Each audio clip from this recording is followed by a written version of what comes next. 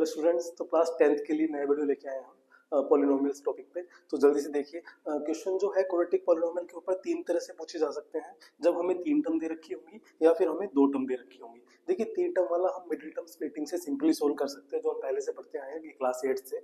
Middle term को split करना और कॉमन लेना, दो फैक्टर होंगे जिनको जीरो के इक्वल रख के हम जीरोस फाइंड कर सकते हैं। लेकिन अगर दो टर्म्स हमें दे रखी है तो कैसे करना है? देखिए, अगर हमें लास्ट वाली टर्म यानी कांस्टेंट टर्म नहीं दे रखी है, जीरो है, सिर्फ एक्स स्क्वायर और एक्स की टर्म दे रखी है, तो हमें डायरेक्ट कॉमन लेना है यहाँ पे। तो जैसे इन दोनों में 3x कॉमन है, तो एक बार 3x को जीरो रख देंगे और एक बार x प्लस 2 को जीरो रखेंगे, तो हमारे दो जीरोस आ जाएंगे। लेकिन अगर हमें बीच वाली टर्म यानी x वाली टर्म हमें नहीं दे रखी है, b अगर हमारा जीरो है, तो हमें जो सेकेंड टर्म है उसको रूट लगा के उसका स्क्वायर बनाना है। अगर वो परफेक्ट स्क्वायर नहीं है, तो जैसे 7 है तो रूट 7 का स्क्वायर, 15 है तो रूट 15 का स्क्वायर, और फिर a square minus B square करके हम a माइनस बी और a प्लस बी से हम दोनों जीरोस निकाल सकते हैं। ठीक है, तो इन तीन तरह के ही क्वेश्चन पूछे जाते हैं क्वाड्रेटिक पॉलिनोमियल पे जीरोस फाइंड करने के लिए। नेक्स्ट है हमारा sum of zeros and product of zeros, जो कि माइनस बी बाई ए और सी बाई ए होता है। देखिए, यहाँ पे दो तरह के क्वेश्चन होते हैं।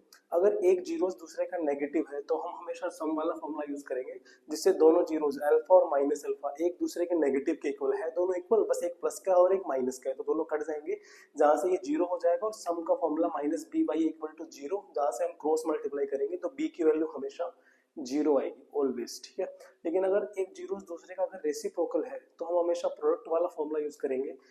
रेसिप्रोकल का मतलब अगर एक अल्फा है तो दूसरा 1 अपॉन अल्फा, इनका प्रोडक्ट करेंगे तो अल्फा से अल्फा कट हो जाएगा 1, और सी बाई ए हमारा प्रोडक्ट का फॉर्मूला होता है, तो यहाँ से सी इक्वल टू ए हमेशा आएगा हमारे पास।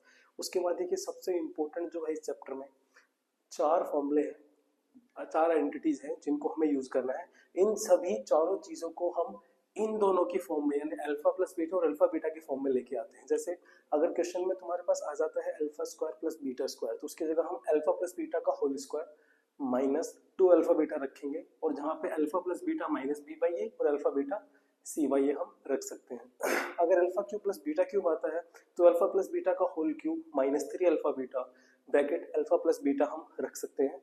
अगर पावर 4 आती है तो उसका फॉर्मूला हम ये वाला रखेंगे, थोड़ा सा लेंथी है, याद करने की कोशिश करना। और अल्फा माइनस बीटा ये इंपॉर्टेंट है काफी, अगर ये आता है हमारे पास तो under root alpha plus beta का whole square minus 4 alpha beta हम रख सकते हैं। ओके, उसके बाद दो एग्जांपल मैंने बताए हैं।